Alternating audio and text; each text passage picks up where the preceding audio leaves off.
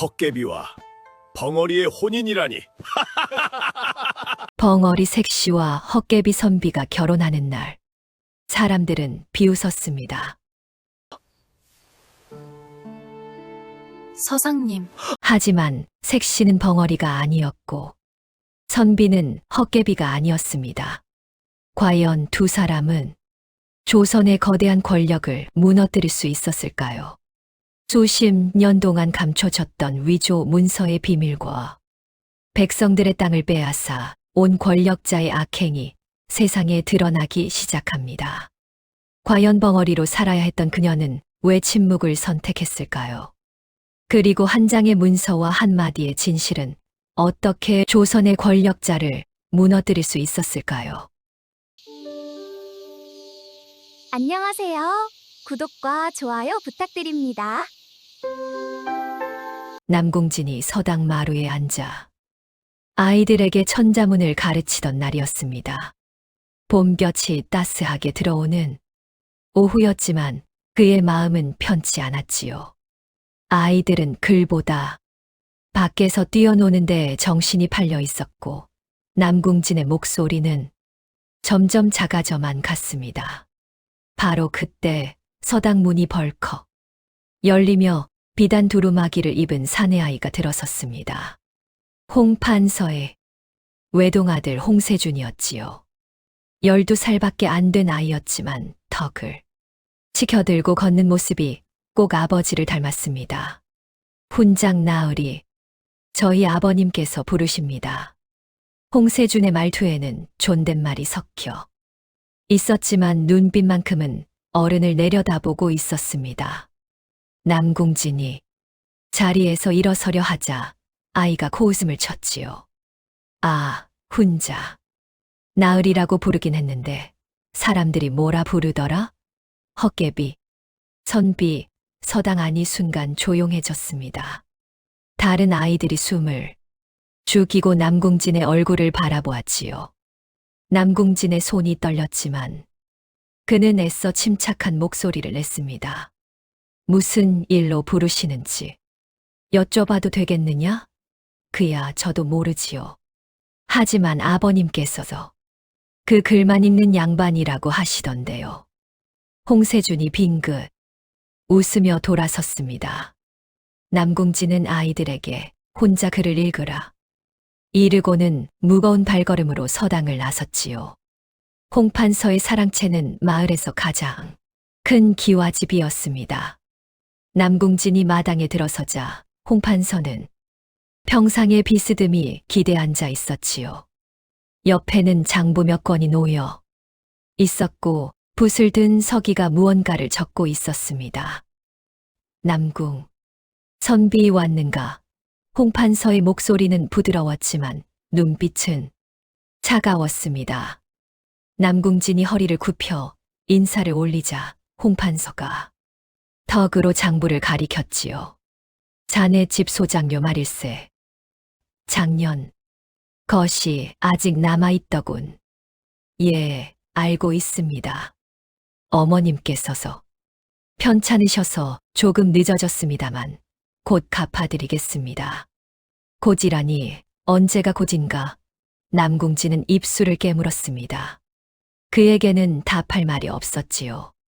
홍판서가 한숨을 내쉬며 부채를 펼쳤습니다. 자네 같은 사람이 글을 안다고 서당에서 아이들을 가르치니 마을 꼴이 말이 아니네. 글이란 게 배를 채워주던가. 남궁진의 얼굴이 붉어졌지만 그는 고개를 숙인 채 아무 말도 하지 못했습니다. 홍판서가 손을 내저으며 말했지요. 됐네. 가보게. 하지만 다음 달까지는 꼭 갚게나. 남궁진이 사랑채를 나와 대문을 나서는데 바람에 날린 종이 한 장이 그의 발밑에 떨어졌습니다.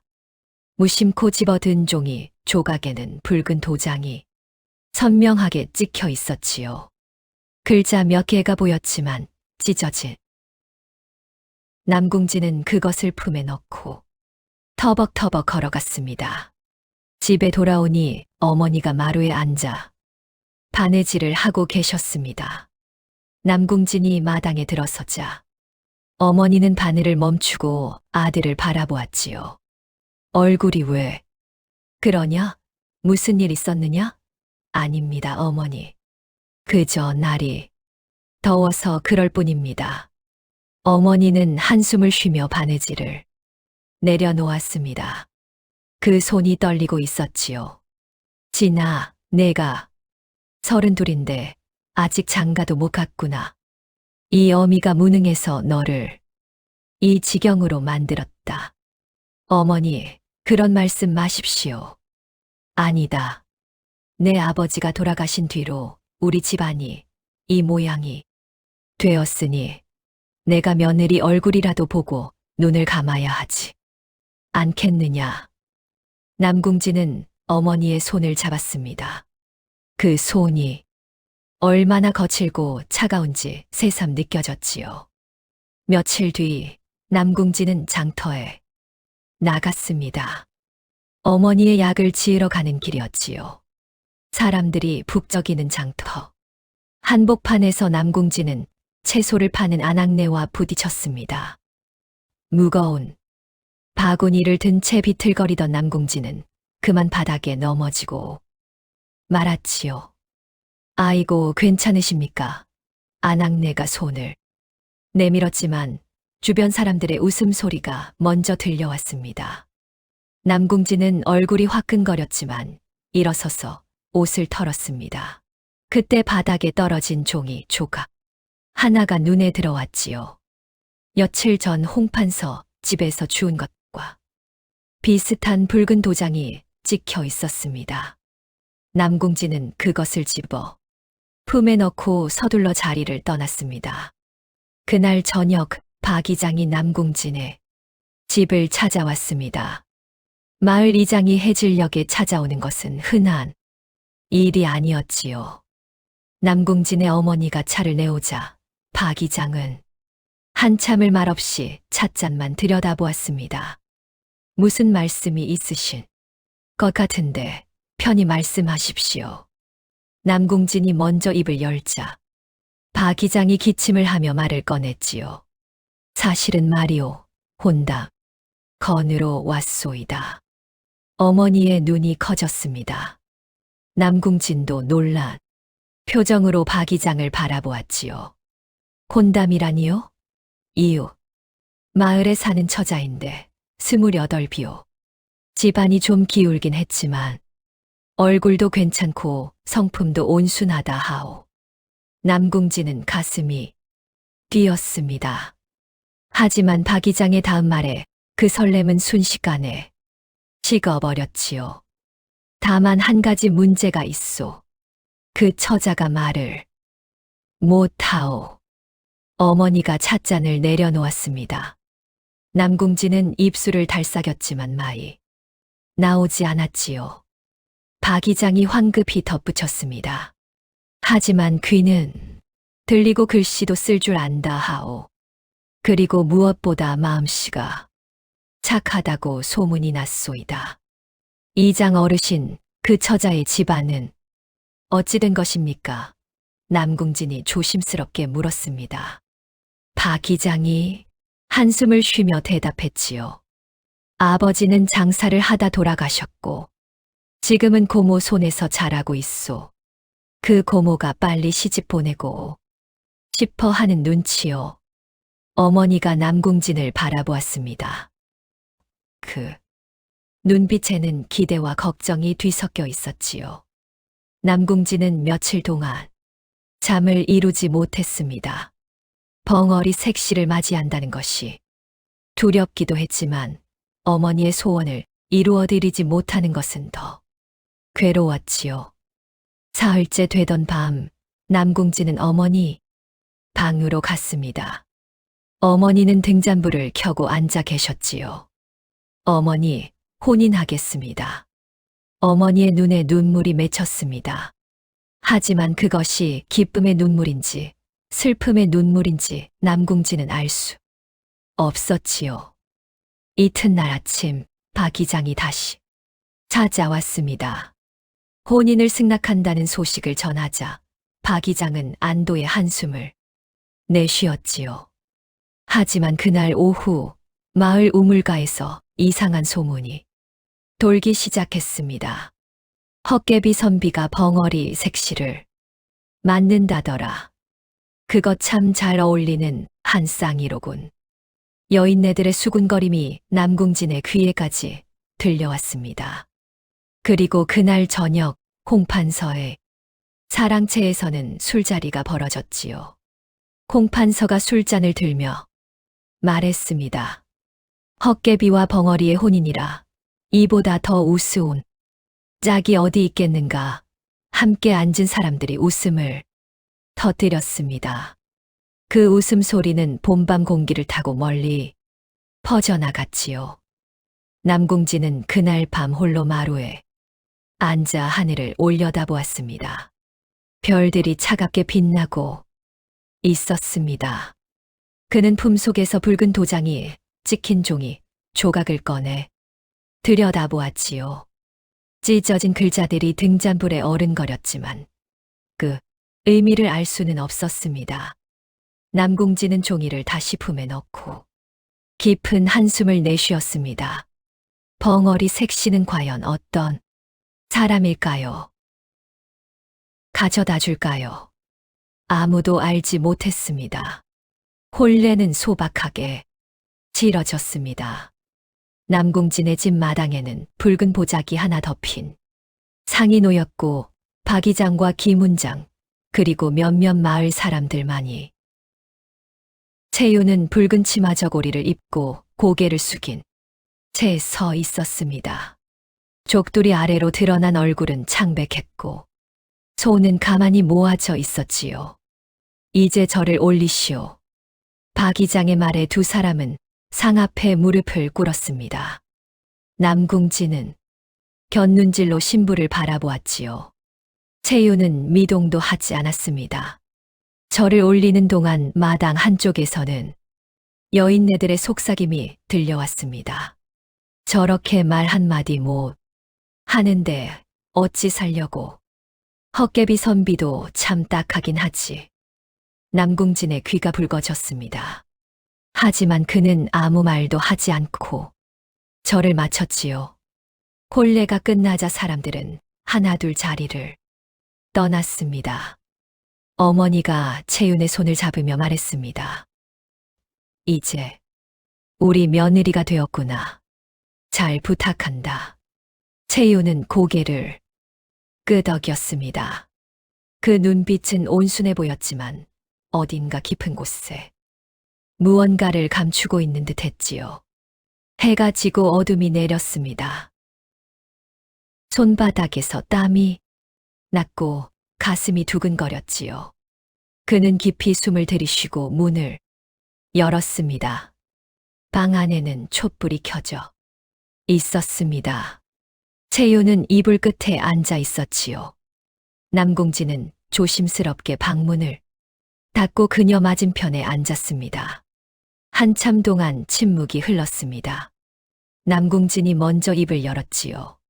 저 부인, 저는 본래 말이 서툰 사람입니다. 하지만 부인께서 불편하지 않도록 최선을 다하겠습니다. 채유는 고개를 들어 남궁진을 바라보았습니다. 촛불에 비친 그녀의 눈동자는 검고 깊었지요. 남궁진은 말을 이었습니다. 부인께서 말씀을 못 하신다는 것은 알고 있습니다. 하지만 글을 쓸 줄 아신다 하니 필요한 것이 있으면 적어 주십시오. 그 순간이었습니다. 채윤이 천천히 입을 열었지요. 글을 쓸 필요는 없을 것 같습니다. 남궁진은 얼어붙었습니다. 그의 눈이 커졌고 입이 벌어졌지요. 채윤은 침착한 목소리로 말을 이었습니다. 저는 벙어리가 아닙니다. 그저 그렇게 살아왔을 뿐이지요. 부인이 말을 하시다니 남궁진이 벌떡 일어섰습니다. 그는 방 안을 두어 바퀴 돌다가 다시 채윤 앞에 주저앉았지요. 어찌 된 일입니까? 마을 사람들은 모두 부인께서 말을 못 하신다고 했는데 채유는 고개를 숙였습니다. 그녀의 목소리가 낮게 깔렸지요. 아버지께서 돌아가신 뒤 저는 고모네 집으로 갔습니다. 고모는 제가 아버지께 상술과 회계를 배웠다는 것을 알고 계셨지요. 처음에는 그 재주를 칭찬하셨습니다. 하지만 곧 두려워하셨습니다. 두려워하셨다니요. 여자가 너무 똑똑하면 화를 부른다고 하셨습니다. 그래서 저더러 입을 다물고 살라고 하셨지요. 처음에는 거부했습니다. 하지만 고모부가 술에 취해 제 방문을 두드리던 날 저는 알았습니다. 말을 하지 않아야 살아남을 수 있다는 것을. 남궁진의 주먹이 떨렸습니다.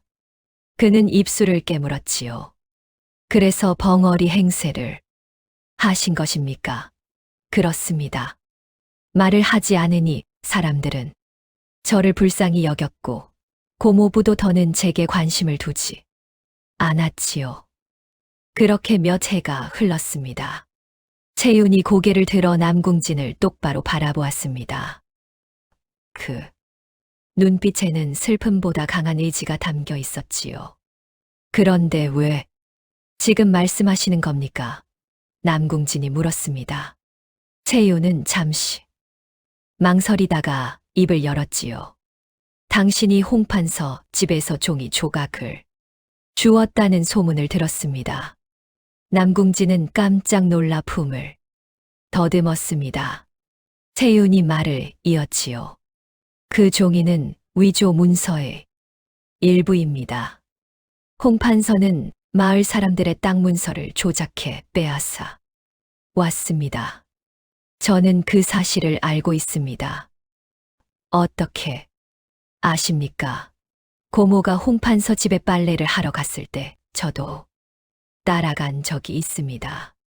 벙어리는 아무것도 모른다고 생각했는지 사랑채에서 나누는 대화를 숨기지 않았지요. 저는 그들이 나누는 말을 모두 들었습니다. 남궁진은 숨이 막혔습니다. 그는 채윤의 손을 잡았지요. 그렇다면 위험하지 않습니까? 홍판서가 알게 되면 부인께 해를 끼칠 수도 있습니다. 채윤은 고개를 저었습니다. 혼자서는 아무것도 할 수 없었습니다. 하지만 이제는 다릅니다. 당신은 글을 읽고 법을 아는 선비입니다. 그리고 무엇보다 정직한 사람이지요. 하지만 저는 세상 물정을 모르는 헛개비 선비라 불립니다. 남궁진이 쓰게 웃었습니다. 채윤은 그의 손을 꽉 잡았지요. 헛개비가 아닙니다. 당신은 사람들이 보지 못하는 것을 보는 사람입니다. 그 종이 조각을 주운 것도, 그것을 버리지 않고 간직한 것도 우연이 아닙니다. 남궁진은 채윤을 바라보았습니다. 그녀의 눈빛은 흔들리지 않았지요. 그는 천천히 고개를 끄덕였습니다. 부인의 말씀을 믿겠습니다. 함께 홍판서의 비리를 밝혀내겠습니다. 채윤의 입가에 미소가 번졌습니다. 그것은 오랜 침묵 끝에 피어난 첫 번째 미소였지요. 촛불이 흔들렸고 두 사람의 그림자가 벽에 나란히 드리워졌습니다. 밤은 깊어갔습니다. 하지만 두 사람은 잠들지 않았지요. 채윤은 홍판서가 저지른 비리를 하나씩 설명했고 남궁진은 그것을 종이에 적어 나갔습니다. 그들은 이제 헛개비 선비와 벙어리 색시가 아니었습니다. 진실을 밝히려는 두 사람이었지요. 다음 날 아침 남궁진은 장터로 심부름을 나갔습니다. 어머니께서 필요하신 물건이 있다 하셨지요. 그는 종이에 적힌 목록을 품에 넣고 천천히 걸었습니다. 아침 햇살이 따뜻했고 마을 사람들은 이미 하루 일과를 시작하고 있었지요. 장터는 북적였습니다.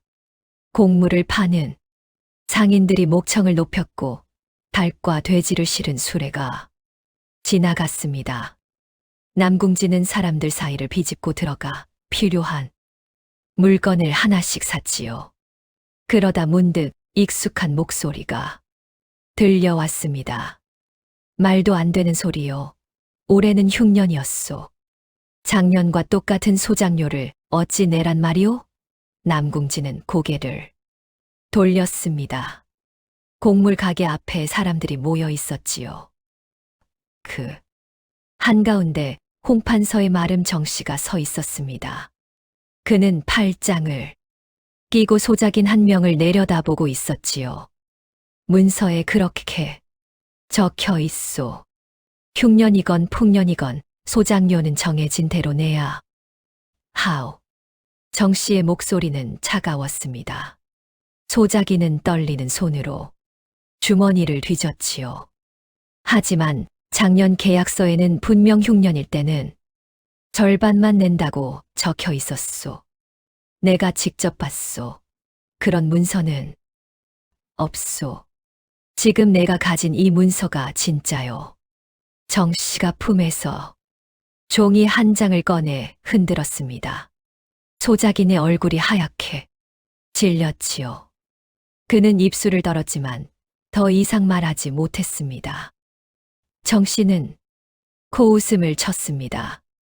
다음 보름까지 소작료를 내지 못하면 땅을 내놓아야 할 것이오. 알아서 하시오. 그는 돌아서서 유유히 걸어갔습니다. 소작이는 그 자리에 주저앉았지요. 주변 사람들은 안타까운 표정으로 고개를 저었지만 아무도 나서지 않았습니다. 남궁지는 그 광경을 멍하니 바라보고 있었지요. 또 헛개비가 넋 놓고 서 있네. 누군가 킥킥 웃으며 말했습니다. 옆에 있던 안악도 거들었지요. 저러니 30 넘도록 장가를 못 갔지. 벙어리 색시라도 얻은 게 다행이야. 남궁지는 얼굴이 붉어졌습니다. 그는 고개를 숙이고 서둘러 장터를 빠져나왔지요. 하지만 그의 머릿속에는 방금 본 장면이 선명하게 남아 있었습니다. 정 씨의 목소리, 소작인의 떨리는 손, 그리고 그가 흔들던 종이의 모습까지 모두 기억났지요. 집에 돌아왔을 때는 해가 중천에 떠 있었습니다. 채윤이 마루에서 바느질을 하고 있었지요. 남궁지는 물건을 내려놓고 그녀 옆에 앉았습니다. 부인, 오늘 장터에서 이상한 일을 봤습니다. 채윤이 손을 멈추고 그를 바라보았습니다. 남궁지는 본 것을 차근차근 이야기했지요. 정 씨가 한 말, 소작인이 한 말, 심지어 그들이 서 있던 위치와 주변 사람들의 반응까지 모두 기억해냈습니다. 채윤의 눈빛이 점점 날카로워졌지요. 서방님은 그 대화를 정확히 기억하고 계시는군요. 그쵸? 귀에 들린 대로 말씀드린 것뿐입니다. 남궁지는 쑥스럽게 고개를 숙였습니다. 채윤은 그의 손을 잡았지요. 아닙니다. 서방님의 기억력은 놀랍습니다. 보통 사람은 그렇게 정확히 기억하지 못합니다. 그렇습니까? 그렇습니다. 이것은 큰 재주입니다. 채윤이 미소 지었습니다. 남궁지는 처음으로 자신이 가진 무언가를 칭찬받는 기분이었지요. 가슴이 따뜻해졌습니다. 부인, 그런데 소작인이 말한 계약서는 정말 없는 것일까요? 없지 않습니다. 홍판서가 바꿔치기 했을 것입니다. 채윤의 목소리가 낮아졌습니다. 남궁지는 눈을 크게 떴지요. 바꿔치기라니요. 홍판서는 소작인들과 계약할 때 2가지 문서를 만듭니다. 하나는 소작인에게 보여주는 것, 또 하나는 나중에 내밀 것. 흉년이 들면 원래 문서를 숨기고 불리한 문서를 꺼내는 것이지요. 그런 비열한 짓을 남궁진의 주먹이 떨렸습니다. 채유는 그의 어깨에 손을 올렸지요. 그래서 증거가 필요합니다. 서방님이 본 것을 기록으로 남겨야 합니다. 언제, 어디서, 누가 무슨 말을 했는지 정확히 적어 두십시오. 알겠습니다. 남궁진은 고개를 끄덕였습니다. 그는 문득 무언가 생각난 듯 품을 뒤졌지요. 그리고 작은 종이 조각 하나를 꺼냈습니다. 붉은 도장이 찍혀 있었습니다. 부인, 이것 말입니다. 예전에 홍판서 집 앞길에서 주운 것인데 혹시 무엇인지 아십니까? 채윤이 그것을 받아들었습니다. 그녀의 눈빛이 순식간에 변했지요. 손이 미세하게 떨렸습니다. 이것은 홍판서의 사인입니다. 사인이라니요? 개인, 도장입니다. 관인보다 작고 문서를 위조할 때 쓰는 것이지요. 채윤의 목소리가 떨렸습니다. 그녀는 종이 조각을 빛에 비춰보았지요. 그리고 천천히 말했습니다. 이것은 위조.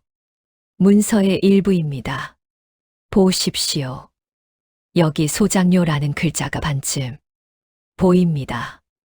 그리고 도장이 비스듬히 찍혀 있지요. 이것은 원래 문서 위에 다른 종이를 덧대어 찍은 것입니다. 남궁진은 숨을 죽였습니다. 채윤이 그를 똑바로 바라보았지요. 서방님, 이것은 결정적인 증거가 될 수 있습니다. 홍판서가 문서를 조작했다는 증거입니다. 그렇다면 이것을 가지고 관아에 고발할 수 있습니까? 아직은 부족합니다. 하지만 시작은 할 수 있습니다. 채윤의 입가에 미소가 번졌습니다.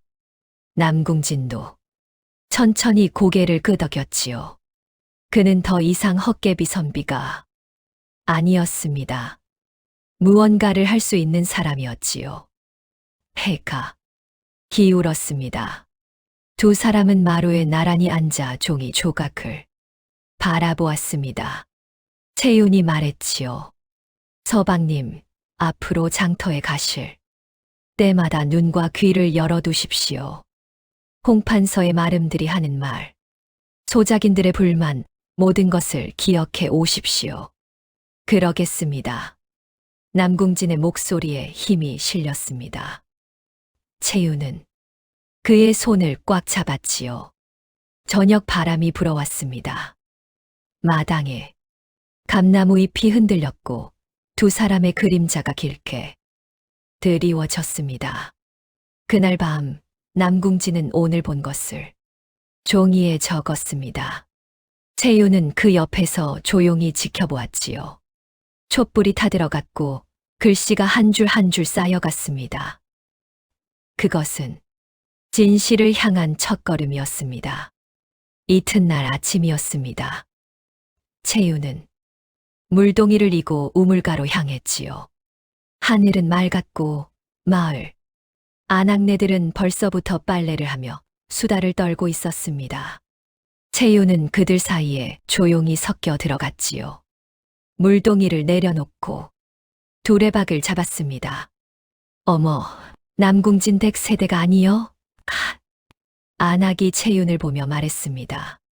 다른 안악들도 고개를 돌렸지요. 채윤은 고개를 살짝 숙이며 입을 다물었습니다. 손짓으로만 인사를 했지요. 참 가엾은 일이여. 저렇게 곱상하게 생겼는데 말을 못하다니. 헛개비 선비하고 벙어리가 만났으니 참 딱한 부부여. 아낙네들이 혀를 찼습니다. 채윤은 아무 표정 없이 물을 길어 올렸지요. 하지만 귀는 활짝 열려 있었습니다. 그나저나 우리 영감이 또 홍판서한테 불려갔다 왔어. 한 안악이 한숨을 쉬었습니다. 다른 안악들이 고개를 끄덕였지요. 또 소장료, 독촉이요? 그렇지 뭐. 올해 농사도 안 끝났는데 벌써 내년 것까지. 내라고 하더래. 우리 집도 마찬가지요. 작년에 흉년 들었다고 이자까지 붙여서 받아가더니만 아낙네들의 목소리가 점점 낮아졌습니다. 채유는 물동이에 물을 채우며 천천히 움직였지요. 손은 느렸지만 귀는 빠르게 움직였습니다. 우리 영감이 그러는데 홍판서가 땅 문서를 바꿔치기 했대. 뭐라고? 바꿔치기? 그러게. 처음에 계약할 땐 소장료가 절반이라고 했는데 나중에 보니 7일할로 바뀌어 있더래. 세상에 그런 비열한 짓을. 아낙네들이 분노했습니다. 채유는 물동이를 머리에 이며 잠깐 그들을 바라보았지요. 눈빛은 고요했지만 마음속에서는 불이 타오르고 있었습니다. 그래도 어쩌겠어. 관아에 아는 사람도 많다는데. 맞아. 이장님도 홍판서 눈치 보느라 아무 말 못 하잖아. 아낙네들의 목소리가 체념으로 물들었습니다. 채유는 천천히 우물가를 떠났지요. 물동이를 이고 집으로 돌아가는 발걸음은 느렸지만 머릿속은 빠르게 돌아가고 있었습니다. 집에 도착하자 남궁진이 마루에서 책을 읽고 있었습니다. 채윤이 물동이를 내려놓자 그가 고개를 들었지요. 부인, 다녀오셨습니까? 채윤은 고개를 끄덕이며 방 안으로 들어갔습니다. 남궁진이 뒤따라 들어왔지요. 문을 닫자 채윤이 입을 열었습니다. 오늘 우물가에서 중요한 이야기를 들었습니다. 무슨 이야기입니까? 남궁진이 몸을 앞으로 기울였습니다. 채윤은 들은 내용을 하나하나 정리해서 말했지요. 소장료 독촉, 땅 문서 바꿔치기, 관아와의 유착. 남궁진의 얼굴이 점점 굳어졌습니다. 그렇다면 피해를 입은 사람이 한둘이 아니겠군요. 그렇습니다. 명단을 작성해야 합니다. 채윤이 종이와 붓을 꺼냈습니다. 남궁진은 먹을 갈기 시작했지요. 채윤은 오늘 들은 이름들을 하나씩 불러주었습니다. 남궁진이 정성스럽게 적어 내려갔지요. 박씨, 댁, 이씨 댁, 정씨 댁. 붓끝이 종이 위를 달렸습니다. 채윤은 각 집안의 상황도 덧붙였지요. 누가 얼마나 빼앗겼는지, 언제 계약이 바뀌었는지. 남궁진은 감탄했습니다. 부인은 정말 대단하십니다. 이렇게 짧은 시간에 이 모든 것을 파악하시다니. 채윤이 고개를 저었습니다. 아닙니다. 서방님도 제 못지않게 대단하십니다. 저는 그저 적기만 했을 뿐입니다. 아닙니다. 채윤의 목소리가 단호했습니다. 그녀는 남궁진의 손을 잡았지요. 서방님이 그 종이 조각을 주운 것은 하늘의 뜻입니다. 보통 사람 같으면 그냥 지나쳤을 것입니다. 하지만 서방님은 그것을 주워서 간직하셨습니다. 그것이 얼마나 큰 일인지 아십니까? 남궁진의 귀가 붉어졌습니다. 그는 쑥스럽게 웃었지요. 부인께서 그렇게 말씀하시니 힘이 납니다. 우리는 함께해야 합니다. 서방님의 기억력과 저의 관찰력 둘이 합쳐지면 홍판서의 비리를 밝힐 수 있습니다. 채윤의 눈빛이 빛났습니다. 남궁진도 고개를 끄덕였지요. 두 사람은 다시 종이를 펼쳤습니다. 해가 기울었습니다. 두 사람은 여전히 마주 앉아 계획을 짜고 있었지요. 채윤이 말했습니다. 다음 장날에는 제가 직접 나가겠습니다. 부인께서 직접, 네, 벙어리 행세를 하며 장터를 돌아다니면 더 많은 이야기를 들을 수 있습니다. 사람들은 제가 못 알아듣는다고 생각하니까요. 남궁진이 걱정스러운 표정을 지었습니다. 위험하지 않겠습니까? 괜찮습니다. 저는 오랫동안 이렇게 살아왔습니다. 채윤의 목소리에는 쓸쓸함이 묻어났습니다. 남궁진은 그녀의 손을 꽉 잡았지요. 부인, 이제는 혼자가 아닙니다. 제가 함께 하겠습니다. 채윤이 그를 바라보았습니다. 그녀의 눈가에 미세한 떨림이 일었지요. 하지만 곧 미소가 번졌습니다. 고맙습니다, 서방님. 밤이 깊어갔습니다. 촛불이 깜박였고 두 사람의 그림자가 벽에 나란히 비쳤지요. 채윤은 명단을 다시 한번 확인했습니다. 남궁진은 그 옆에서 종이 조각을 꺼내 들여다보았습니다. 부인, 이 도장 말입니다. 홍판서가 다른 문서에도 이렇게 찍었을까요? 그럴 것입니다. 위조를 한 번 했다면 여러 번 했을 것입니다. 그렇다면 다른 증거도 찾을 수 있겠군요. 남궁진의 목소리에 희망이 담겼습니다. 채윤이 고개를 끄덕였지요. 그렇습니다. 우리는 시작했습니다. 그리고 끝을 볼 것입니다. 두 사람은 서로를 바라보며 웃었습니다. 마당에서 귀뚜라미 소리가 들려왔지요. 바람이 불어와 촛불을 흔들었습니다. 하지만 불은 꺼지지 않았습니다.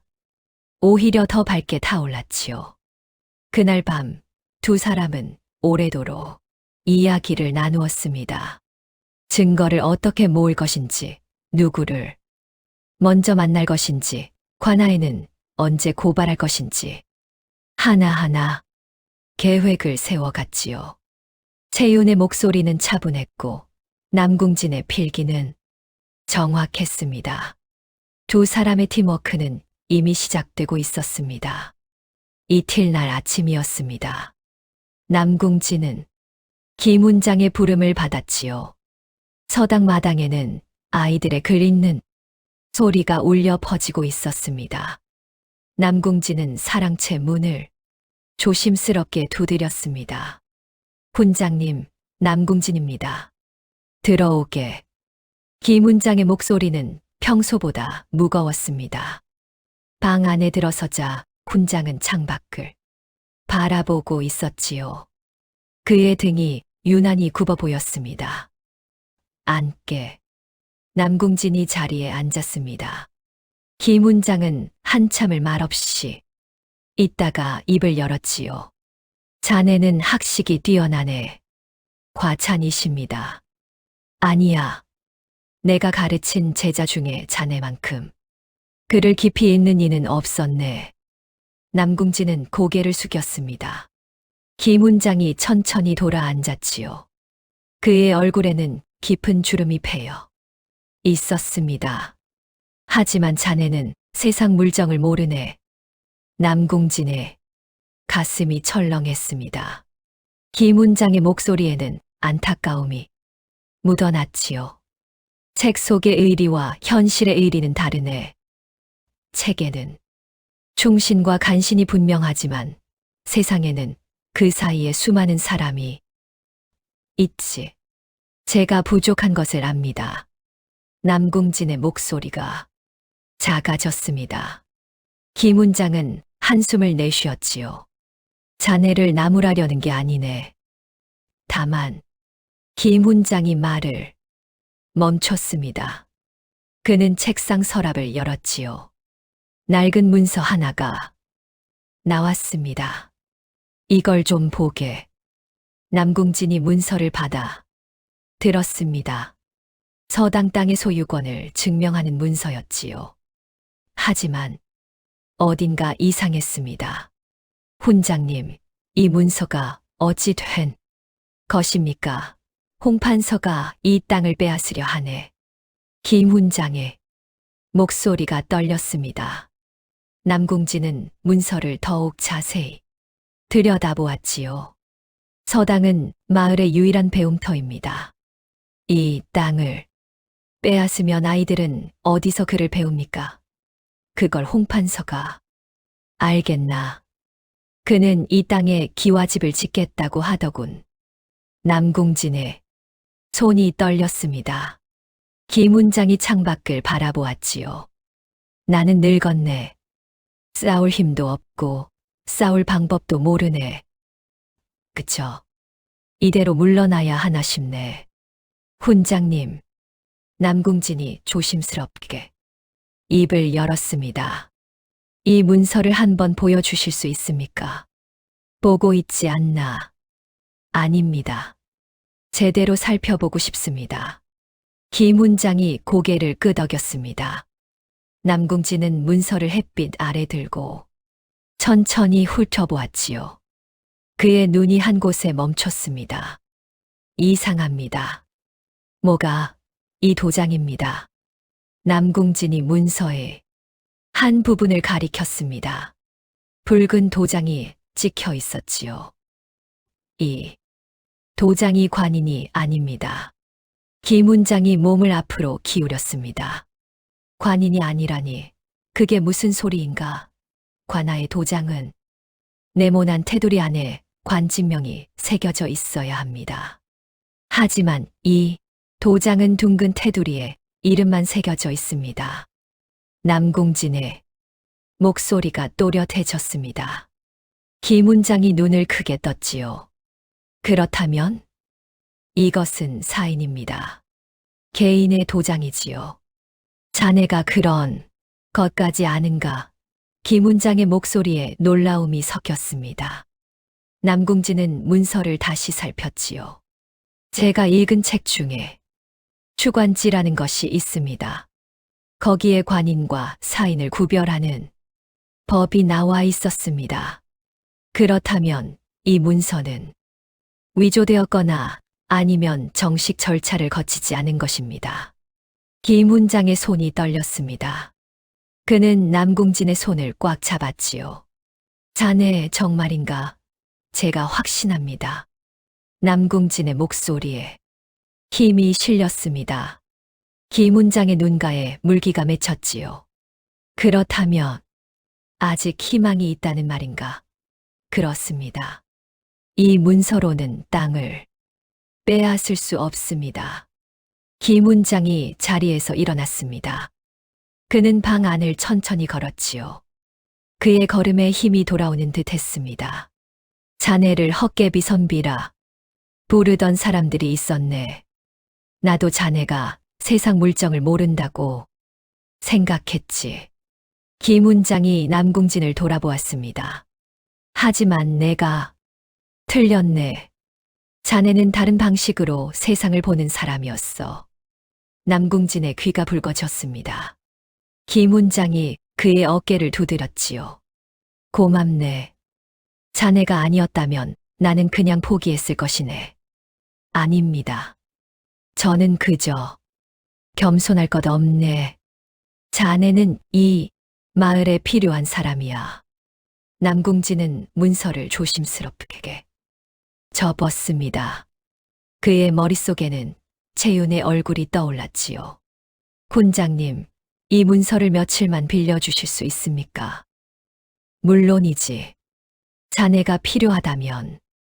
남궁진이 문서를 품에 넣었습니다. 그는 김훈장에게 깊이 절을 했지요. 제가 할 수 있는 일을 해보겠습니다. 믿겠네. 남궁진이 서당을 나섰습니다. 마당에서는 여전히 아이들의 글 읽는 소리가 들렸지요. 그 소리가 유난히 또렷하게 들렸습니다. 집으로 돌아가는 길, 남궁진의 발걸음이 빨라졌습니다. 그는 품속의 문서를 만졌지요. 채윤에게 빨리 보여주고 싶었습니다. 대문을 열고 들어서자 채윤이 마루에 앉아 있었습니다. 그녀는 남궁진을 보자 일어섰지요. 일찍 돌아오셨습니다. 부인, 큰일이 생겼습니다. 남궁진이 방 안으로 들어갔습니다. 채윤이 뒤따라 들어왔지요. 문을 닫자 남궁진이 문서를 꺼냈습니다. 김 원장님께서 보여주신 것입니다. 채윤이 문서를 받아들었습니다. 그녀의 눈이 빠르게 움직였지요. 서당 땅 문서로군요. 그렇습니다. 홍판서가 이 땅을 빼앗으려 합니다. 채윤의 표정이 굳어졌습니다. 하지만 곧 그녀의 눈이 한 곳에 멈췄지요. 서방님, 이 도장을 보셨습니까? 네. 제가 훈장님께 말씀드렸습니다. 이것은 관인이 아니라 사인입니다. 채윤이 고개를 끄덕였습니다. 그녀는 서랍에서 종이 조각을 꺼냈지요. 남궁진이 주운 바로 그 조각이었습니다. 서방님, 이것과 비교해 보십시오. 두 사람은 나란히 앉았습니다. 채윤이 종이 조각과 문서를 나란히 놓았지요. 똑같습니다. 남궁진의 목소리가 떨렸습니다. 두 도장의 모양이 완전히 일치했지요. 이제 증거가 하나 더 늘었습니다. 채윤의 목소리에 기쁨이 묻어났습니다. 남궁진도 미소를 지었지요. 부인, 우리가 해낼 수 있을까요? 할 수 있습니다. 아니, 해야 합니다. 채윤이 남궁진의 손을 잡았습니다. 그녀의 손은 따뜻했지요. 김 원장님께서 저를 믿어주셨습니다. 당연합니다.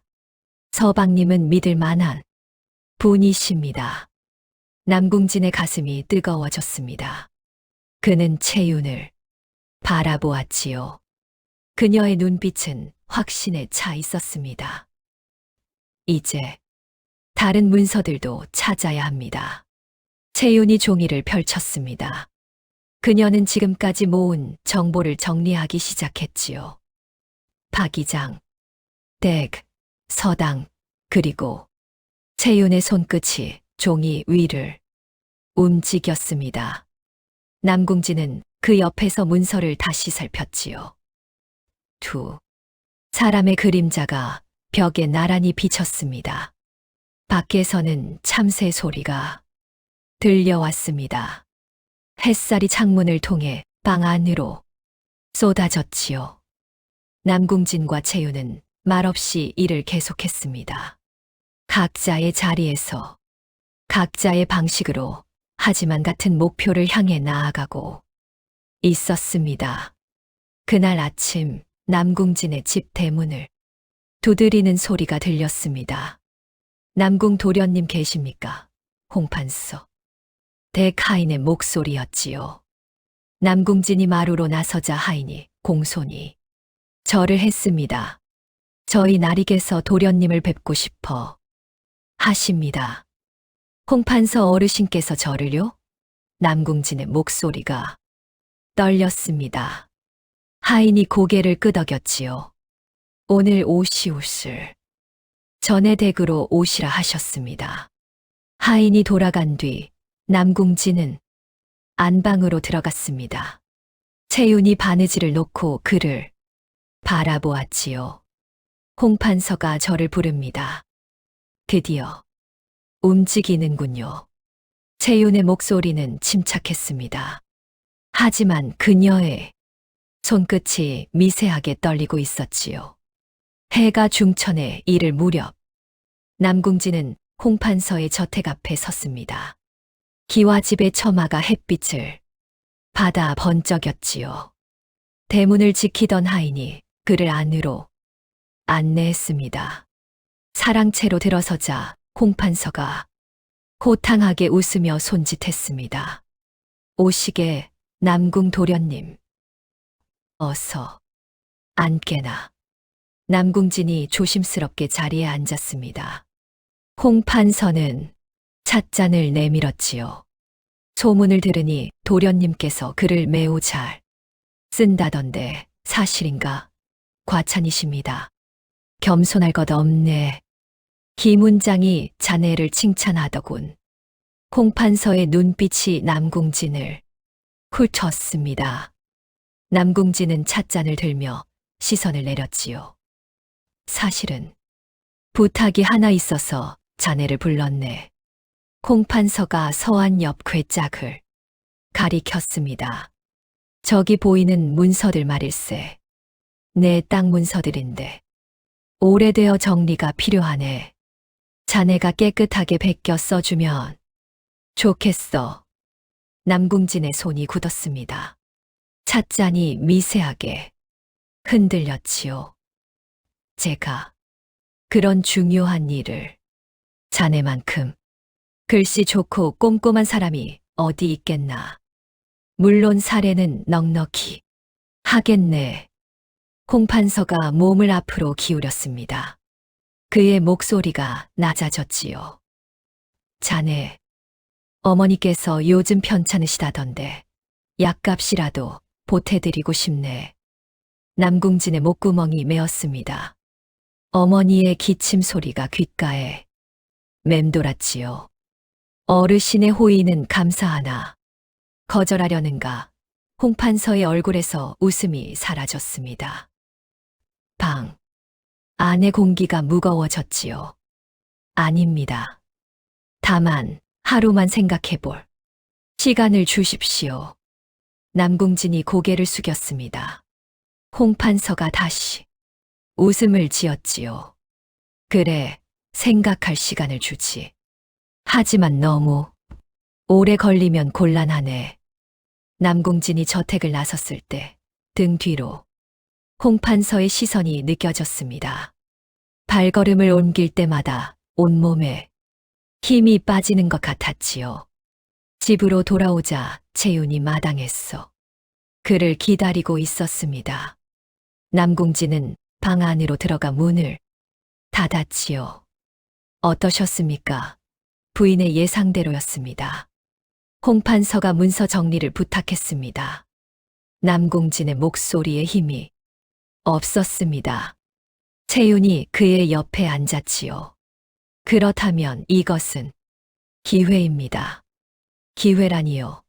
남궁진이 고개를 들었습니다. 채윤의 눈빛이 또렷했지요. 서방님께서 문서를 정리하는 척하며 증거를 더 확보하십시오. 위조된 도장이 찍힌 문서가 얼마나 되는지, 어떤 땅들이 부당하게 넘어갔는지 모두 확인할 수 있습니다. 남궁진의 입술이 바짝 말랐습니다. 하지만 들키면 어찌 됩니까? 홍판서는 그냥 넘어갈 뿐이 아닙니다. 그래서 서방님께서 계속 헛개비 행세를 하셔야 합니다. 채윤이 남궁진의 손을 잡았습니다. 그녀의 손은 차가웠지만 단단했지요. 세상 물정 모르는 순진한 선비. 그저 글씨만 잘 쓰는 사람. 홍판서가 서방님을 그렇게 보게 하십시오. 그러면 의심하지 않을 것입니다. 남궁진이 채윤을 바라보았습니다. 그녀의 얼굴에는 두려움이 없었지요. 부인도 함께 하시겠습니까? 당연합니다. 제가 문서를 분석하는 법을 알려드리겠습니다. 어떤 부분을 눈여겨봐야 하는지, 어떻게 기억해야 하는지. 채윤이 종이와 붓을 꺼냈습니다. 그녀는 빠르게 몇 가지를 적어 내려갔지요. 도장의 위치, 날짜에 순서, 증인의 이름. 이 세 가지만 정확히 기억하십시오. 서방님의 기억력이라면 충분히 가능합니다. 남궁진이 종이를 들여다보았습니다. 채윤의 글씨는 작지만 명확했지요. 위험하지 않겠습니까? 위험합니다. 채윤이 솔직하게 대답했습니다. 하지만 지금 물러서면 김 원장님의 땅도 박 이장님의 땅도 지킬 수 없습니다. 이 마을 사람들은 계속 빼앗길 것입니다. 남궁진의 주먹이 쥐어졌습니다. 김 원장의 떨리던 손이 박 이장의 깊은 한숨이 떠올랐지요. 제가 할 수 있을까요? 할 수 있습니다. 채윤의 목소리에 확신이 담겨 있었습니다. 서방님은 사람들이 생각하는 것보다 훨씬 강한 분입니다. 다만 그 힘을 쓸 곳을 몰랐을 뿐입니다. 남궁진이 깊게 숨을 들이쉬었습니다. 그의 어깨가 조금씩 펴지기 시작했지요. 내일 홍판서 댁에 가겠다고 전하겠습니다. 잘 생각하셨습니다. 채윤이 미소를 지었습니다. 남궁진도 따라 웃었지요. 하지만 두 사람의 눈빛은 웃음과 달리 단단했습니다. 밤이 깊어갔습니다. 남궁진과 채윤은 작은 촛불 아래 앉아 내일을 준비했지요. 창 밖으로는 바람 소리만 들려왔습니다. 어둠 속에서 두 사람의 그림자가 하나처럼 겹쳐 보였습니다. 이튿날 아침 남궁진은 홍판서의 저택으로 향했습니다. 손에는 깨끗한 종이 몇 장과 붓, 먹을 담은 보자기를 들고 있었지요. 대문을 지나서자 마름 정씨가 그를 맞이했습니다. 어서 오시게. 날이 깨서 기다리고 계시네. 정씨의 목소리에는 묘한 긴장감이 섞여 있었습니다. 남궁진은 고개를 끄덕이며 따라갔지요. 서재문이 열렸습니다. 홍판서가 의자에 앉아 그를 내려다보고 있었습니다. 오늘부터 자네가 내 문서를 정리하게 될 것이네. 이것들을 보게. 홍판서가 손짓하자 책상 위에 쌓인 낡은 문서 뭉치가 눈에 들어왔습니다. 남궁진의 손끝이 차가워졌지요. 모두 땅 문서일세. 오래되어 글씨가 흐릿하니 깨끗하게 베껴 써주면 되네. 어렵지 않지. 예, 어르신. 남궁진이 책상 앞에 앉았습니다. 홍판서는 그 옆 의자에 앉아 팔짱을 끼고 지켜보기 시작했지요. 첫 번째 문서를 펼쳤습니다. 땅의 위치와 면적, 소유주 이름이 적혀 있었습니다. 하지만 날짜가 이상했지요. 분명 10년 전 것인데 종이는 5년도 안 된 것처럼 보였습니다. 자네는 정말 꼼꼼하군. 홍판서의 목소리가 등 뒤에서 들려왔습니다. 남궁진이 움찔했지요. 아, 예. 글씨를 또박또박 쓰려다 보니 천천히 해도 되네. 정확한 게 중요하지. 남궁진은 일부러 손을 떨며 붓을 들었습니다. 글씨를 조금 빗돌게 쓰기 시작했지요. 홍판서가 가볍게 웃었습니다. 긴장하는군. 편하게 하게. 두 번째 문서를 펼치던 순간 남궁진의 손이 미끄러졌습니다. 문서 몇 장이 바닥으로 흩어졌지요. 아, 죄송합니다. 남궁진이 허둥지둥 바닥에 엎드려 문서를 주었습니다. 그 순간 한 장의 문서가 눈에 들어왔습니다. 붉은 도장이 선명하게 찍혀 있었지요. 남궁진은 재빨리 품속의 종이 조각을 손끝으로 만졌습니다. 도장의 모양이 머릿속에 떠올랐습니다. 어서 주워 담게. 홍판서의 목소리가 차갑게 내려왔습니다. 남궁진이 서둘러 문서를 모아 책상 위에 올렸지요.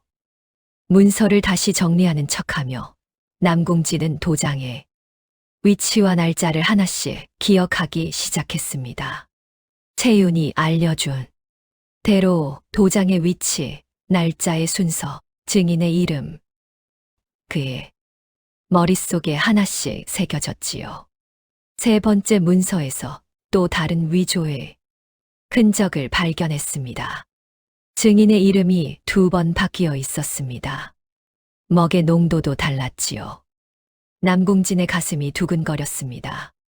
하지만 얼굴에는 아무런 표정도 짓지 않았습니다. 다 끝났는가? 홍판서가 물었습니다. 남궁진이 고개를 들었지요. 아직 반도 못했습니다. 글씨가 흐려서 알아보기가 어렵습니다. 그래, 천천히 하게. 오늘은 이만하고 내일 다시 오게. 그때였습니다. 문이 열리며 마름. 정 씨가 들어왔습니다. 날이 박 기장이 찾아왔습니다. 홍판서의 표정이 굳었습니다. 그가 자리에서 일어났지요. 잠깐 다녀오겠네. 자네는 여기서 계속하게. 홍판서가 서재를 나갔습니다. 문이 닫히는 소리가 들렸지요. 남궁진의 손이 빠르게 움직이기 시작했습니다. 책상 위에 문서를 재빨리 펼쳤습니다. 위조된 도장이 찍힌 문서가 모두 5장이었습니다. 남궁진은 종이를 꺼내 중요한 부분만 빠르게 베껴 적었지요.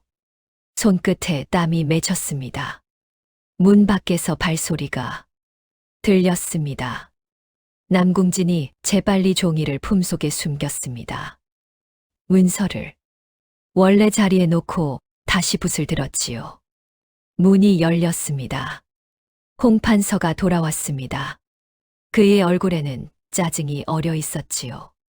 박 기장이 또 땅 이야기를 꺼내는군. 귀찮은 사람일세. 남궁진은 아무 말도 하지 않았습니다. 그저 고개를 숙인 채 글씨를 쓰고 있었지요. 다 끝났는가? 홍판서가 다시 물었습니다.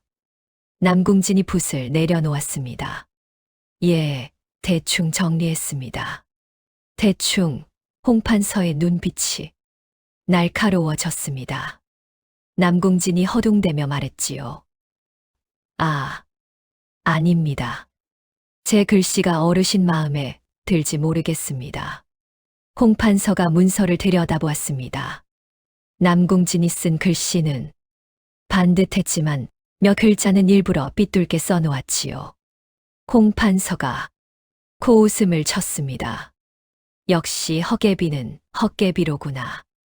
글은 많이 읽었어도 실제로 쓰는 건 서툴군. 남궁진이 고개를 더 숙였습니다. 얼굴이 붉어진 것처럼 보였지요. 죄송합니다. 어르신, 괜찮네. 내일 다시 오게. 그때는 좀 더 또박또박 쓰도록 하게. 홍판서가 손을 흔들었습니다. 남궁진이 자리에서 일어났지요. 품속의 종이가 느껴졌습니다. 그는 최대한 자연스럽게 걸으며 서재를 나왔습니다. 저택을 벗어나자 등 뒤로 누군가의 시선이 느껴졌습니다. 남궁진은 뒤를 돌아보지 않았습니다. 그저 헛개비처럼 어색한 걸음으로 골목을 빠져나갔지요. 집으로 돌아오는 길, 남궁진의 손은 계속 떨렸습니다. 품속의 종이가 뜨겁게 느껴졌지요. 하지만 그의 얼굴에는 희미한 미소가 번졌습니다. 대문을 열자 채윤이 마당에서 기다리고 있었습니다. 남궁진이 방으로 들어가자 채윤이 조용히 따라 들어왔지요. 어떠셨습니까? 남궁진이 품에서 종이를 꺼냈습니다. 채윤이 그것을 받아 들여다보았습니다. 그녀의 눈빛이 빛났지요. 충분합니다. 채윤의 목소리에 확신이 담겨 있었습니다. 남궁진이 깊게 숨을 내쉬었습니다. 그제야 긴장이 풀리는 것 같았지요. 하지만 홍판서가 눈치챘을까요? 아닙니다. 서방님은 완벽하게 헛개비 행세를 하셨습니다. 채윤이 미소를 지었습니다. 남궁진도 따라 웃었지요. 하지만 두 사람 모두 알고 있었습니다. 이것은 시작에 불과하다는 것을. 창밖으로 해가 기울고 있었습니다. 남궁진과 채윤은 작은 방 안에서 종이를 펼쳐놓고 다음 계획을 짜기 시작했습니다.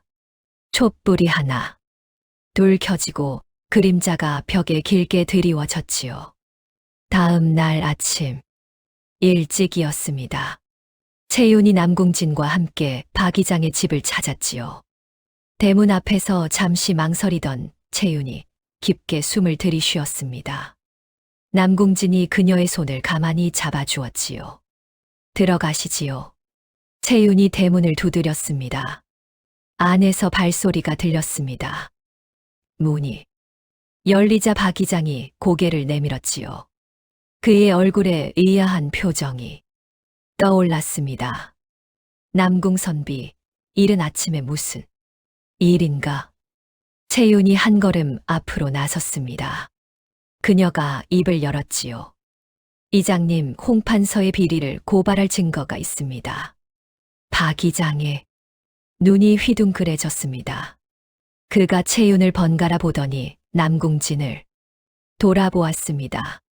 자, 자네 부인이 말을 하는가? 목소리가 떨렸습니다. 채윤이 고개를 끄덕였지요. 예, 저는 벙어리가 아닙니다. 살아남기 위해 침묵했을 뿐입니다. 박 이장이 멍하니 서 있었습니다. 한참을 그렇게 서 있던 그가 뒤를 돌아보더니 안으로 들어오라는 손짓을 했지요. 세 사람은 작은 사랑방으로 들어갔습니다. 박 이장의 목소리가 가라앉았습니다. 채윤과 남궁진이 자리에 앉았지요. 박 이장이 찻잔을 내오며 입을 열었습니다. 무슨 이야기인지 차근차근 말해보게. 채윤이 품에서 종이 한 장을 꺼냈습니다. 남궁진이 홍판서의 서재에서 베껴온 문서였지요. 박 이장이 그것을 받아 들여다보았습니다. 그의 손이 미세하게 떨렸습니다.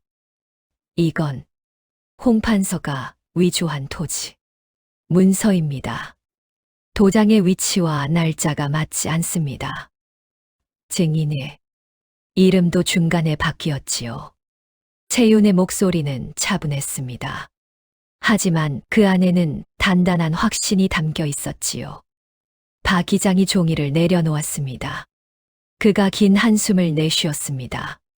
나도 당했네. 예, 10년 전일세. 홍판서가 내 땅 일부를 빼앗아 갔지. 문서에 도장을 찍은 기억이 없는데 어느 날 갑자기 그 땅이 홍판서 것이 되어 있었네. 박 이장의 목소리에 오랜 한이 묻어났습니다. 채윤이 조용히 고개를 끄덕였지요. 그 일을 증언해 주실 수 있습니까? 박 이장이 고개를 들었습니다. 그의 눈빛이 흔들렸습니다. 하지만 홍판서는 전직 판서일세. 관아와도 연줄이 있고 마름들도 모두 그의 사람이지. 우리가 어떻게 당하겠나? 채윤이 박 이장의 눈을 똑바로 바라보았습니다. 혼자서는 어렵습니다. 하지만 함께라면 다릅니다. 이장님, 마을 사람들 중에 홍판서에게 피해를 입은 사람이 또 있지 않습니까? 박 이장이 잠시 생각에 잠겼습니다. 그가 천천히 고개를 끄덕였지요. 있네. 김서방네도 땅을 빼앗겼고 최 씨네는 소장료를 2배로 물었지. 이 씨네는 아들이 홍판서 마름에게 얻어맞고 다친 적도 있고. 채윤의 눈빛이 빛났습니다. 그녀가 몸을 앞으로 기울였지요. 그분들을 만나게 해주십시오. 함께 증언하면 됩니다. 박 이장이 한참을 망설였습니다. 그의 시선이 창밖으로 향했지요. 마당에 아침 햇살이 비치고 있었습니다. 그가 천천히 입을 열었습니다. 좋네. 내가 사람들을 모아보지. 채윤이 깊게 허리를 숙였습니다. 남궁진도 따라 절을 했지요. 고맙습니다, 이장님. 그날부터 채윤과 남궁진은 박 이장과 함께 마을 사람들을 찾아다녔습니다. 처음 찾아간 곳은 김서방의 집이었지요. 채윤이 사정을 설명하자 김서방이 고개를 저었습니다. 안 되네. 홍판서를 건드렸다간 우리 가족이 다 죽네. 목소리가 떨렸습니다. 채윤이 한 걸음 다가갔지요. 김서방님, 두려운 건 저희도 마찬가지입니다. 하지만 이대로 살 수는 없지 않습니까? 그래도 혼자가 아닙니다. 우리가 함께합니다. 채윤의 목소리에 힘이 실렸습니다. 김서방이 아내를 돌아보았지요. 아내가 고개를 끄덕였습니다. 김서방이 긴 한숨을 내쉬었습니다. 알겠네. 함께하지. 다음으로 찾아간 곳은 최 씨의 집이었습니다. 최 씨는 처음부터 단호했지요. 나는 못하네. 식구들 먹여 살려야 하네. 박 이장이 나섰습니다. 최서방, 자네도 억울하지 않나? 소장료를 2배나 냈잖나. 억울하지. 하지만 살아야 하지 않나. 최 씨의 목소리가 거칠어졌습니다. 채윤이 조용히 말했지요. 지금 함께하지 않으면 내년에는 3배를 내야 할지도 모릅니다. 최 씨가 입을 다물었습니다. 그가 한참을 고민하더니 고개를 끄덕였습니다. 하루만 생각해보게. 사흘이 흘렀습니다. 채윤과 남궁진은 마을을 돌며 한 사람 한 사람을 설득했지요. 어떤 이는 바로 동의했고 어떤 이는 끝까지 거절했습니다. 하지만 조금씩 사람들이 모이기 시작했습니다. 닷새째 되던 날이었습니다. 김훈장이 남궁진의 집을 찾아왔지요. 그가 대문 앞에서 잠시 망설이더니 안으로 들어왔습니다. 남궁선비 있는가? 남궁진이 마루로 나왔습니다. 김훈장이 그를 보더니 깊게 절을 했지요. 훈장님, 무슨 일이십니까? 김훈장이 고개를 들었습니다. 그의 눈가에 주름이 깊게 패여 있었습니다. 내가 증인이 되겠네. 남궁진이 놀라 물었습니다. 훈장님께서요? 나도 15년 전에 홍판서에게 당한 일이 있네. 서당 땅 일부가 그의 소유로 넘어갔지. 그때는 어쩔 수 없다고 생각했네. 하지만 이제는 아니네. 김훈장의 목소리가 떨렸습니다. 채윤이 방에서 나와 깊게 절을 했지요. 감사합니다, 훈장님. 김훈장이 채윤을 보더니 빙그레 웃었습니다. 벙어리 색시가 이렇게 똑똑한 사람이었다니. 내가 눈이 없었네. 그날 저녁이었습니다. 남궁진의 집. 사랑방의 사람들이 모이기 시작했습니다. 박 이장, 김서방, 최 씨, 이 씨, 김훈장. 그리고 몇몇 소작인들이 더 왔지요. 좁은 방이 가득 찼습니다. 채윤이 가운데 섰습니다. 그녀가 한 사람을 돌아보았지요. 여러분, 오늘 이렇게 모여주셔서 감사합니다. 목소리가 방 안을 채웠습니다. 사람들이 채윤을 바라보았습니다. 우리는 오랫동안 홍판서의 횡포를 참아왔습니다. 땅을 빼앗기고 소장료를 뜯기고 매를 맞고도 참았습니다. 왜냐하면 혼자였기 때문입니다. 채윤이 잠시 말을 멈췄습니다. 방 안이 조용해졌지요. 하지만 이제는 다릅니다. 우리는 함께입니다. 함께 증언하고 함께 싸우면 이길 수 있습니다. 한 노인이 손을 들었습니다. 하지만 관아가 우리 편을 들어줄까? 채윤이 고개를 끄덕였습니다. 증거가 있습니다. 위조된 문서와 여러분의 증언이 있습니다. 관아도 무시할 수 없을 것입니다. 김훈장이 일어섰습니다. 나도 증언하겠네.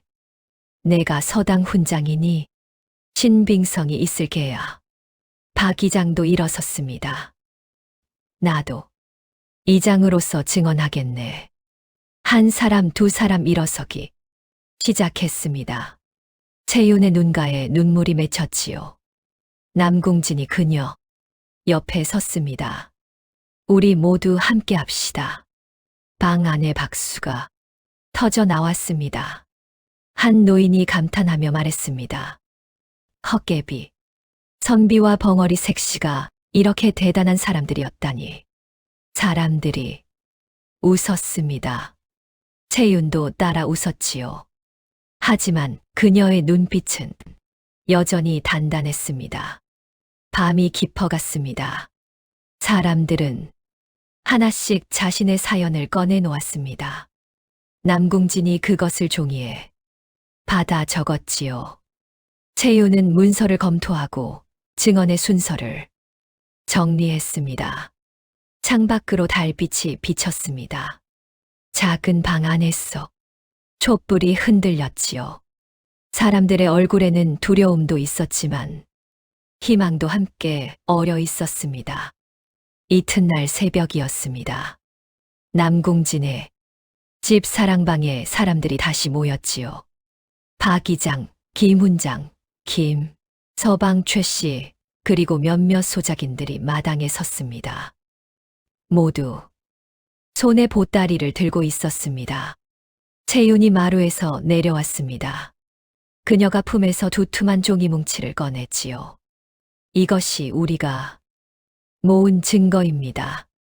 위조된 문서 소장료 장부, 그리고 여러분의 증언을 적은 것입니다. 사람들이 고개를 끄덕였습니다. 남궁진이 채윤 옆에 섰습니다. 가명까지는 하루가 걸립니다. 해가 지기 전에 도착해야 합니다. 박 이장이 앞으로 나섰습니다. 그럼 이제 출발합시다. 일행이 마을을 벗어났습니다. 아침 안개가 길을 덮고 있었지요. 사람들의 발소리만이 고요한 공기를 갈랐습니다. 남궁진이 앞장섰고 채윤이 그 옆을 걸었습니다. 한 시즌쯤 걸었을까요? 앞쪽에서 말발굽 소리가 들려왔습니다. 남궁진이 걸음을 멈췄지요. 저 멀리 4~5명의 사내가 말을 타고 다가오고 있었습니다. 저들이 누구요? 김서방이 긴장한 목소리로 물었습니다. 채윤이 눈을 가늘게 떴습니다. 홍판서의 마름정 씨입니다. 말들이 일행 앞에 멈춰 섰습니다. 정 씨가 말해서 내렸지요. 그가 남궁진을 훑어보았습니다. 이게 누구신가? 헛개비 선비 나리께서 어디 가시는 길이요? 목소리에 비웃음이 섞여 있었습니다.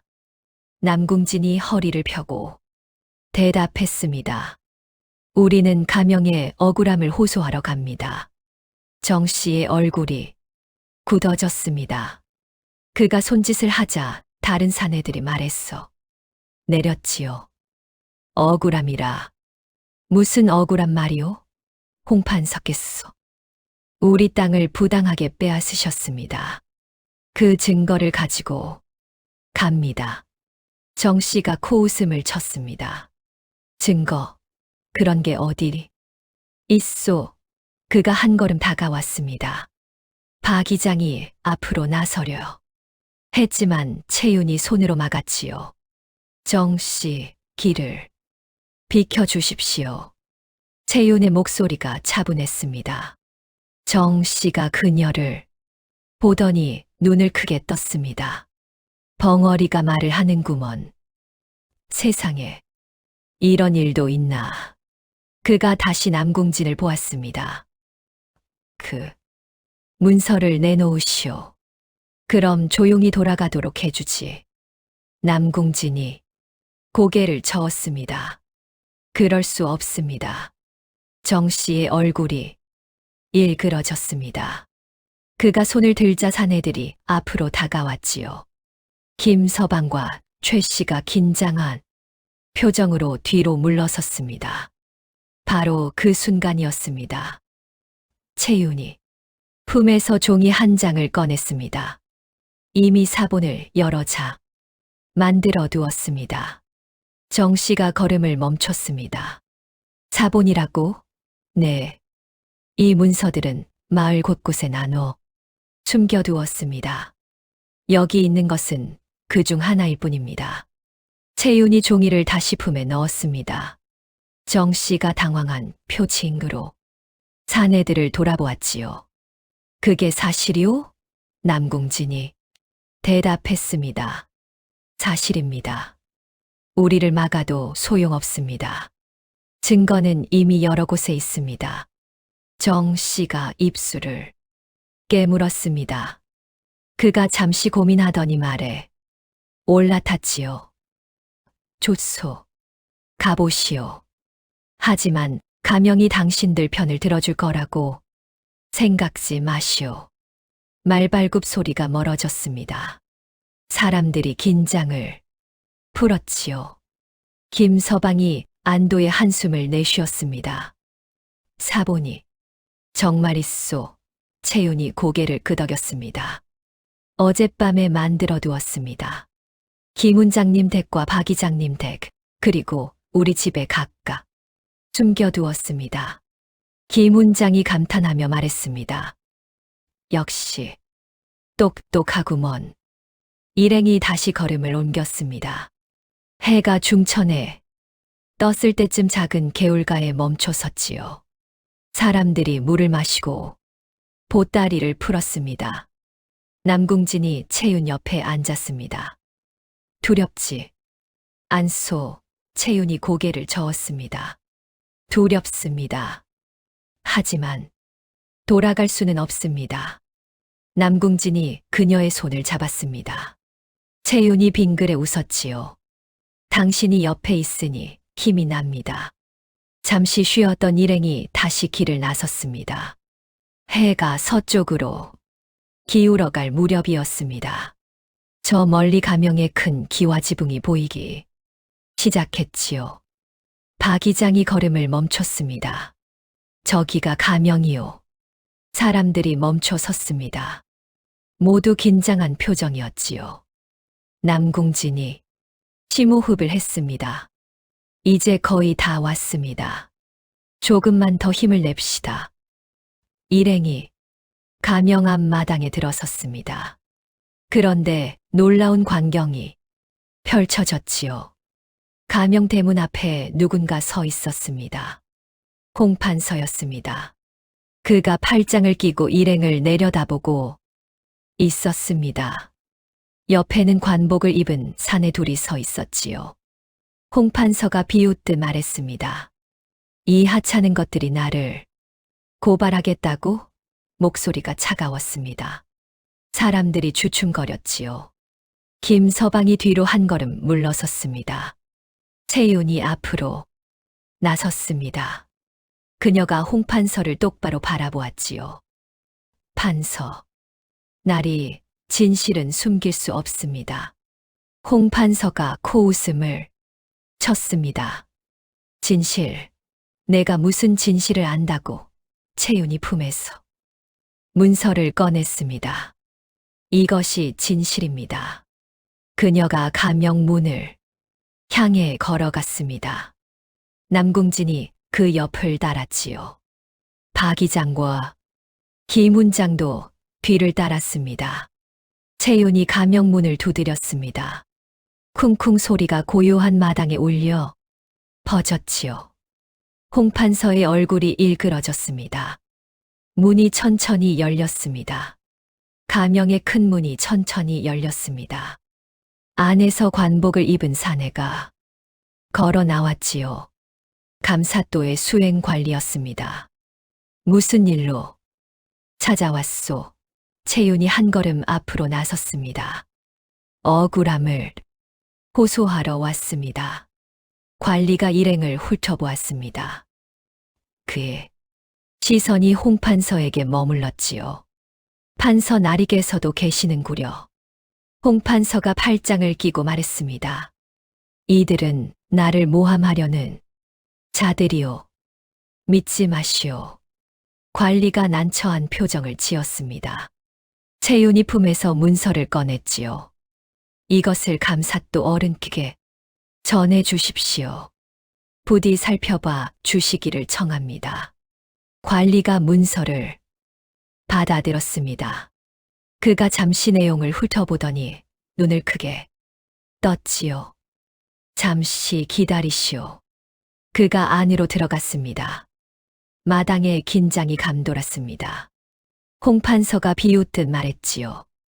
쓸데없는 짓이오. 감사도께서 그런 허튼 소리를 믿을 리 없소. 채윤이 대답하지 않았습니다. 남궁진이 그녀의 손을 꼭 잡았지요.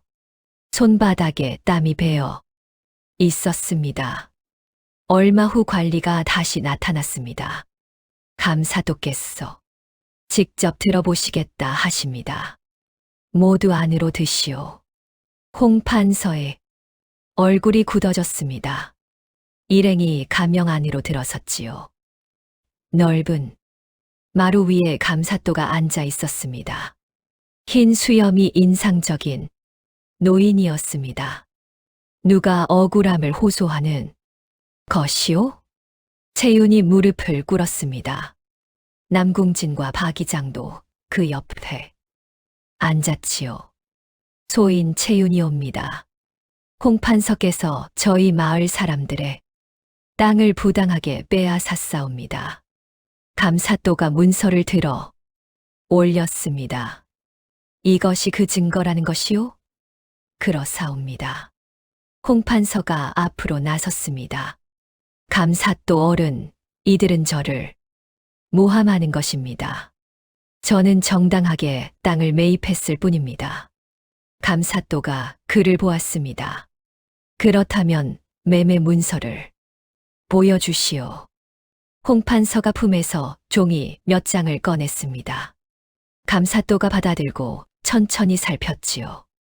이 문서에는 소작인들의 도장이 찍혀 있구려. 채윤이 말했습니다. 그 도장은 위조된 것입니다. 소작인들은 땅을 판 적이 없습니다. 홍판서가 목소리를 높였습니다. 허튼 소리, 그들이 직접 도장을 찍었소. 김서방이 앞으로 나왔습니다. 저는 도장을 찍은 적이 없습니다. 판서 대가전이 제 도장을 훔쳐갔습니다. 최 씨도 무릎을 꿇었지요. 저도 마찬가지입니다. 어느 날 도장이 사라졌다가 며칠 후 다시 나타났습니다. 감사또가 눈을 가늘게 떴습니다. 흥미롭군. 계속 말해보시오. 채윤이 또 다른 문서를 꺼냈습니다. 이것은 소장료 장부입니다. 판서 나리께서 거둔 소장료와 관하에 보고한 액수가 다릅니다. 감사또가 장부를 받아들었습니다. 그가 손가락으로 숫자를 짚어가며 살폈지요. 얼굴이 점점 굳어졌습니다.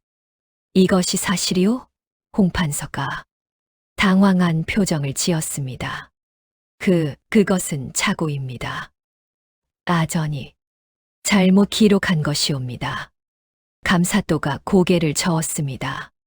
착오치고는 금액 차이가 크구려. 해마다 이런 식이었소.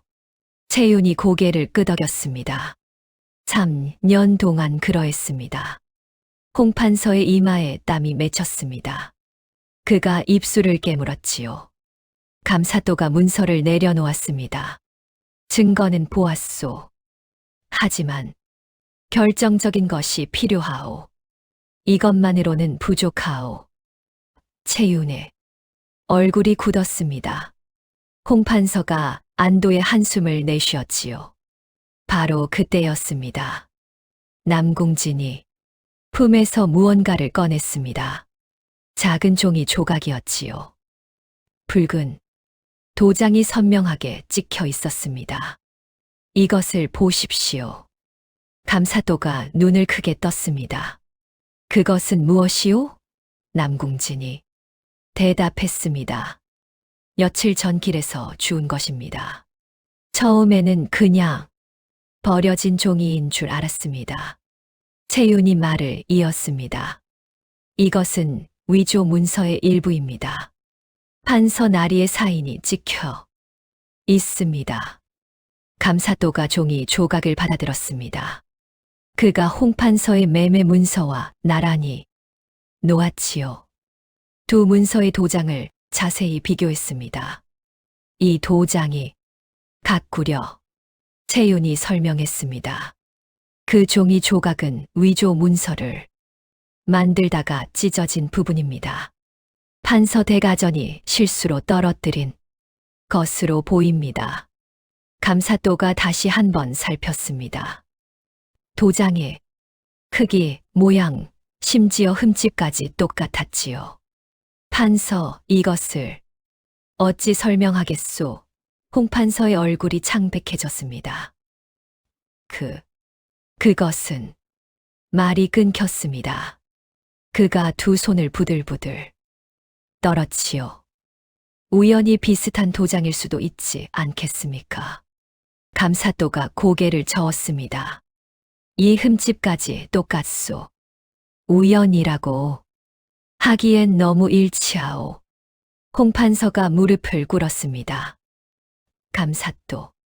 어른, 제게 기회를 주십시오. 감사또가 냉정하게 말했습니다. 기회는 이미 주었소. 그대는 백성들을 속이고 땅을 빼앗았소. 관아에 거짓 보고를 올렸고 소장료를 횡령했소. 홍판서가 고개를 숙였습니다. 어깨가 축 늘어졌지요. 감사또가 관리를 불렀습니다. 홍판서를 파직하고 재산을 몰수하라. 부당하게 빼앗긴 땅은 원래 주인에게 돌려주도록 하라. 관리가 고개를 숙였습니다. 분부대로 하겠습니다. 마당 밖에서 환호성이 터져 나왔습니다. 마을 사람들이 서로 껴안으며 기뻐했지요. 김서방이 눈물을 흘렸습니다. 드디어 우리 땅을 되찾았소. 박 기장이 남궁진과 채윤에게 절을 했습니다. 두 분이 아니었다면 이룰 수 없는 일이었습니다. 남궁진이 그를 일으켰습니다. 이장님, 절은 과하십니다. 우리 모두가 함께 이룬 일입니다.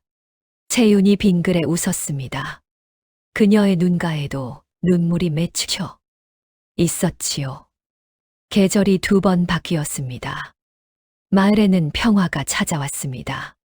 남궁진은 김훈장의 뒤를 이어 서당 훈장이 되었지요. 아이들이 그의 가르침을 따랐습니다. 훈장님, 이 글자가 무슨 뜻입니까? 남궁진이 미소 지으며 대답했습니다. 의로움, 의이 잘한다. 옳은 일을 행하는 것을 뜻하지. 채윤은 마을 여성들에게 글과 셈을 가르쳤습니다. 처음에는 서너 명이었던 제자가 어느새 10명이 넘었지요. 스승님, 이 장부는 어떻게 정리합니까?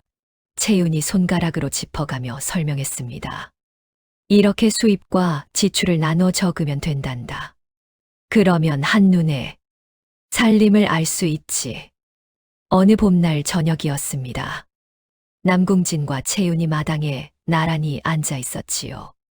석양이 지붕 너머로 지고 있었습니다. 당신, 그때 그 종이 조각을 주운 게 참 다행이었지요. 남궁진이 고개를 끄덕였습니다. 처음엔 그냥 버리려 했소. 하지만 당신이 모든 것을 살피라고 했던 말이 떠올랐소. 채윤이 그의 손을 잡았습니다. 우리는 서로를 믿었기에 이길 수 있었습니다. 남궁진이 빙그레 웃었습니다. 헛개비 선비와 벙어리 색시라고 불렸지요. 하지만 이제는 아무도 그렇게 부르지 않소. 채윤이 하늘을 올려다보았습니다. 편견이란 참 무섭습니다. 사람을 제대로 보지 못하게 만들지요.